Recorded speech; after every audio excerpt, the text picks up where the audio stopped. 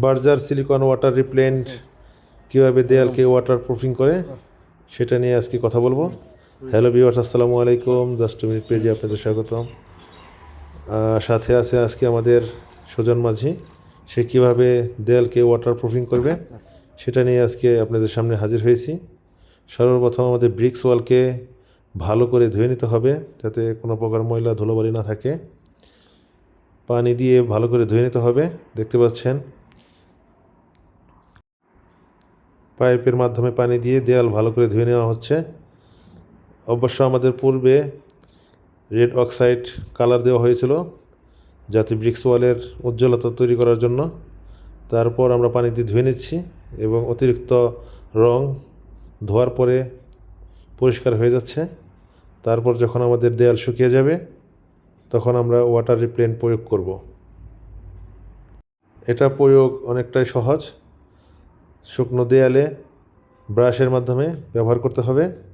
4 লিটারের ক্যান থাকে, এটার আনুমানিক মূল্য প্রায় 2300 টাকার মতো।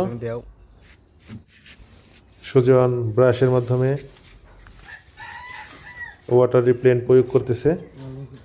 এটার জন্য কোনো পানি তেল কোনো কিছু ব্যবহার করতে হয় না, সরাসরি ক্যান থেকে ঢেলে ব্রিক্স ওয়ালে ব্রাশের মাধ্যমে প্রয়োগ করলে সবচেয়ে বেটার হয় এবং পরপর 2বার কোটিং করলে দেয়াল হয়ে যাবে ওয়াটার প্রুফিং এবং ফাঙ্গাস, নোনা এবং শেওলা পড়বে না দেয়ালে।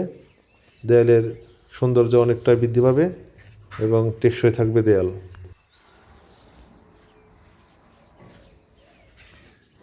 ছাদের উপরে আমার ঘর হওয়াতে বৃষ্টির পানিতে আমার দেয়ালটি শ্যাওলা পড়ে যাচ্ছিল, সেই বিধায় আমি এই ওয়াটার সলিউশন প্রক্রিয়াটি ব্যবহার করছি।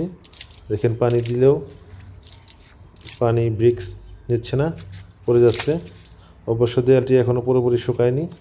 2 কোট মারার পরে সম্পূর্ণ ওয়াটার প্রুফিং হয়ে যাবে। আপনারা যাদের ব্রিক্স ওয়াল আছে তারা এটি ব্যবহার করতে পারেন। দেয়ালের সৌন্দর্য এবং টেকসইয়ের জন্য এই ওয়াটার প্রুফিং ব্যবহার করা হয়ে থাকে।